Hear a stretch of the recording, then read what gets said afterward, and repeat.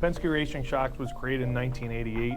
Well-known team owner, Roger Penske, found the need for a more high-quality, tunable shock absorber, and that's where the company was really bred from.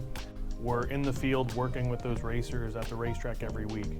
If a racer has an idea or a crew chief or engineer has an idea of something that they want to work on the race car, they will bring that idea back to our engineers and we will sit there and think about the design of how it's going to work on the car.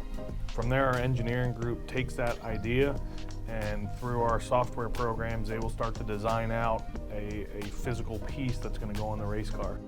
After they design it and we feel that it's going to work, it then goes to our machine shop.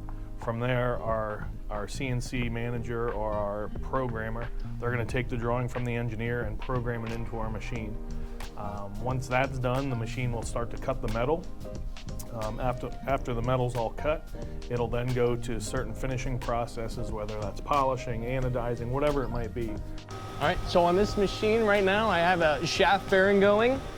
Right now, this is what it's going to look like. So on the one side, it's going to make these holes. And on the other side, where we see it right now, it's going to be doing all these features. It's going to do internal, it's going to do outside, it's going to throw threads on it, and it's going to make that finish. Finally, we'll get the part back and then it goes to our assemblers. They will take that part, they will finish assemble it. These are clocked specifically for a Honda 450R. So if you notice, the fronts are clocked this way. I'm actually going to clock this one the opposite way. Using this tool. That prevents the clearance issues. We put these things together to avoid like just the arms and stuff on the quad.